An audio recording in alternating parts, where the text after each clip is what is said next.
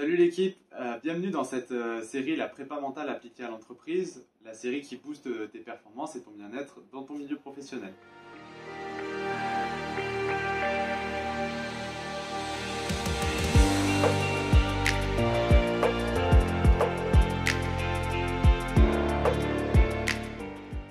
Alors aujourd'hui j'avais envie d'évoquer un sujet auquel on est tous confrontés dans notre milieu professionnel, qui est celui de la gestion de crise et de la gestion des difficultés. C'est un sujet que moi je vis par mes activités très régulièrement, toutes les semaines, parfois tous les jours, et sur lequel je pense que vous êtes tous à un moment confrontés. Donc en fait j'avais envie de l'aborder parce que cette semaine j'ai eu un problème, des problèmes particulièrement durs à gérer, que ce soit dans les faits, mais aussi moi personnellement, émotionnellement.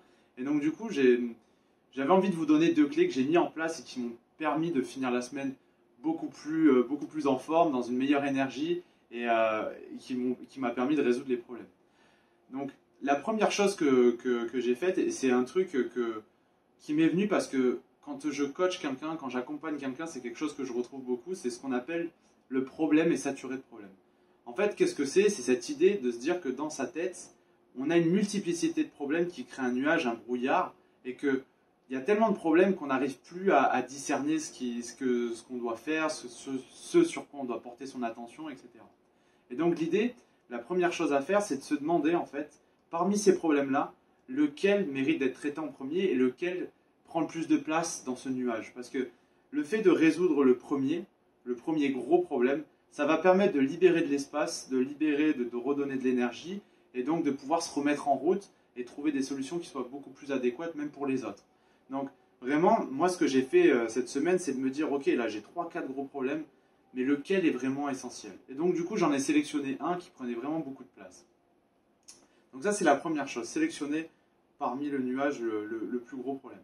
Et puis derrière, quand je vais être beaucoup plus précis et que je vais devoir traiter un problème, c'est d'être précis dans la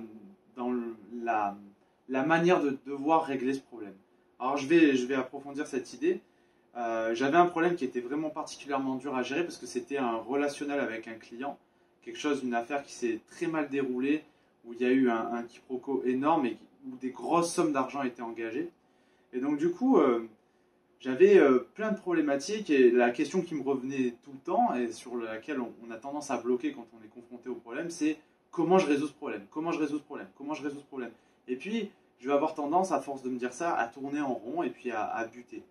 Et donc, l'idée, c'est, à ce moment-là, j'ai fait un truc, une citation que j'avais vue, je crois, il y a une semaine ou 2 semaines, une citation d'Albert Einstein qui m'a beaucoup aidé, qui, en fait, il avait déclaré, il avait dit, si je devais être confronté à un gros problème et que j'avais 1 heure pour le résoudre, je passerais 55 minutes à me demander quelle est la bonne question quelle est la question sur laquelle je dois me pencher réellement et quel est le vrai problème à résoudre. Et je trouve ça intéressant parce que souvent, quand on est confronté à un problème, on a envie d'aller directement le résoudre, alors qu'on ne se pose pas vraiment la question de quel est le vrai problème à résoudre dans ce problème-là. Parce que à l'intérieur de ce problème, il y en avait plusieurs. Il y avait une question d'argent, il y avait une question de relation, il y avait une question de confiance qui avait été brisée. Et donc du coup, c'était important de pouvoir identifier quel était le vrai problème. Et ce que j'ai fait en fait du coup, c'est que je me suis posé cette question. Je me suis dit, quel est le vrai problème à résoudre? Donc avant d'aller voir le client, j'avais 40 minutes de route et j'ai passé 40 minutes à me poser la question, quelle est la vraie question à se poser. Et ce que j'en suis venu, c'était que le relationnel, recréer du lien avec ce client, était la base, le socle à avoir pour pouvoir résoudre les autres problèmes qui étaient financiers, qui étaient de confiance, etc. Et donc du coup, quand je suis allé le voir, j'ai passé 2 heures, 3 heures chez lui. On a recréé du lien, on a recréé de la confiance et derrière, ça a permis de régler des problèmes financiers, des problèmes logistiques, etc. Et c'est fou en fait à quel point, quand on apporte de la précision dans la résolution des problèmes, à quel point quand on peut se focaliser sur une chose à la fois, on peut aller beaucoup plus vite et comment en fait ça peut permettre résoudre une partie du problème peut m'amener à résoudre tous les autres. Et c'est pour ça que c'est important de se poser la question, quel est déjà le vrai, quelle est la priorité à régler même à l'intérieur de ce problème-là. Donc voilà, j'avais vraiment envie de vous partager ça parce que ça a été vraiment, comme je vous dis, ça a été impactant pour moi émotionnellement cette semaine. Et voilà, donc je me suis appliqué ces deux choses. Premièrement, parmi plusieurs problèmes, en choisir un, et derrière, être précis sur ce problème-là, sur quel est mon point de départ en fait, qui va me permettre de résoudre l'ensemble du problème. J'espère que ça vous aidera dans votre quotidien professionnel parce que, comme je l'ai dit, je crois qu'on peut tous y être confrontés.